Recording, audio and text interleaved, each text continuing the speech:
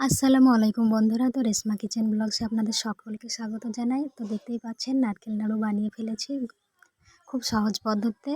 তো আপনারা দেখতে থাকুন, সঙ্গে থাকুন, ভিডিওটা স্কিপ করবেন না, পুরোটাই দেখবেন। তো বন্ধুরা, প্রথমে 3টে নারকেল নিয়ে নিয়েছি। নারকেলগুলো এখন ছাড়িয়ে নেওয়া হচ্ছে এবং নারকেলটা ফাটিয়ে নিলাম আর কি। তো পানি বের হচ্ছে আর কি, বের করে নিলাম। তো পানিটা খেতে খুব মিষ্টি।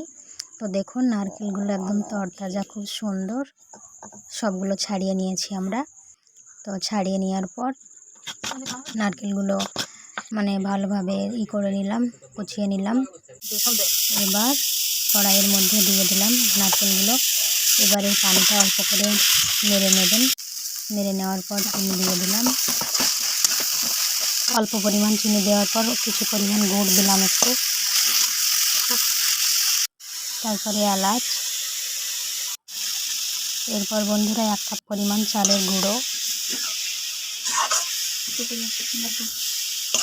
তো পরিমাণ মতো একটু ঘি দিয়ে দিলাম।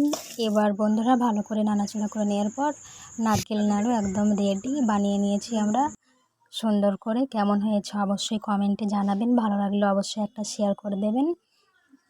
তো বন্ধুরা, ভিডিওটি ভালো লাগলে অবশ্যই চ্যানেলটিকে সাবস্ক্রাইব করে রাখবেন, পাশে থাকবেন। সকলকে ধন্যবাদ।